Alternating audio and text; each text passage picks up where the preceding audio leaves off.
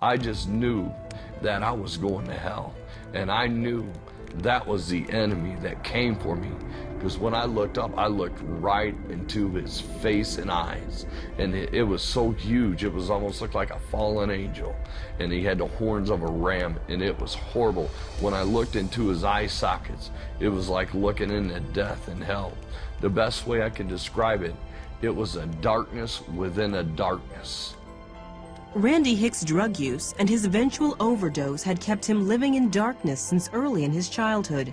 He grew up one of 9 children in rural Illinois with little parental supervision. I got high when I was 8 years old.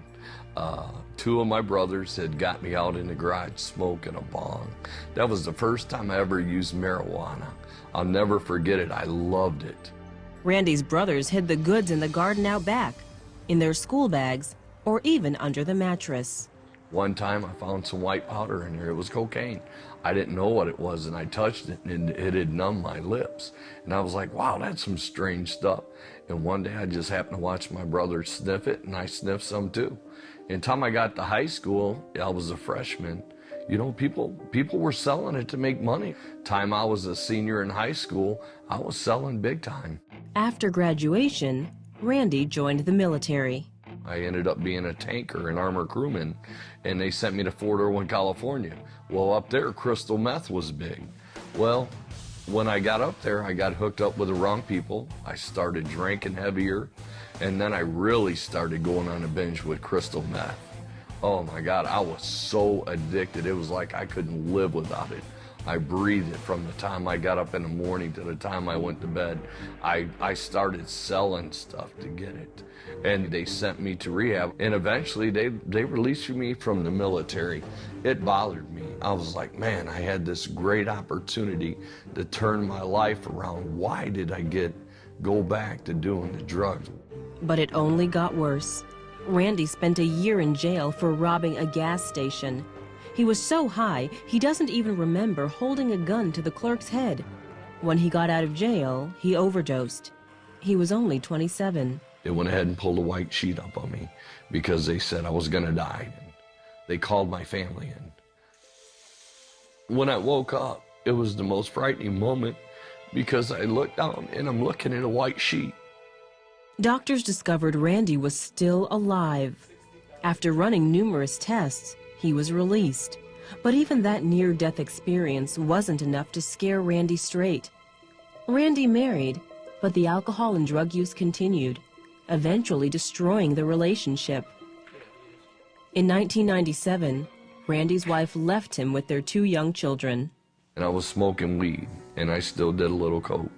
Not like I used to, but I was still doing it, yes. The moment that changed that, all of a sudden my body collapsed to the ground. I felt something physically dragging me out of my body. And I mean, I looked up and I saw death and I saw hell in his eyes, and it had these huge horns. It curled around like a ram, and death just filled the room, and it scared me. I could visibly feel my spiritual man separating from my flesh. I didn't feel no pain, but I felt it leaving, trembling in fear. And immediately I fell on my face and I cried out, Jesus. I said, forgive me of my sins. God, help me with my addictions. Take it all away. Just don't let me go to hell, please. I was begging. I was crying. I did everything I knew. And as soon as I looked at the door, my door opened. And I saw this long, white, glowing robe, white. There's just no white in this world you can describe it. I knew without a doubt that the moment I cried out for Jesus, that God had showed up right there and saved me at the moment I cried out. From that moment, man, I just wanted to know God. I wanted to know Jesus. I wanted to know this one who, when I knew without a doubt I was going to hell, came for me.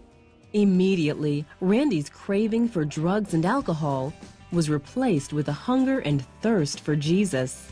I travel and share what God brought me from, what I went through, what it will do to you, and how Christ is the answer. When you call on that name Jesus, He is there right there. and he is ready to receive you and to forgive you of all your sins.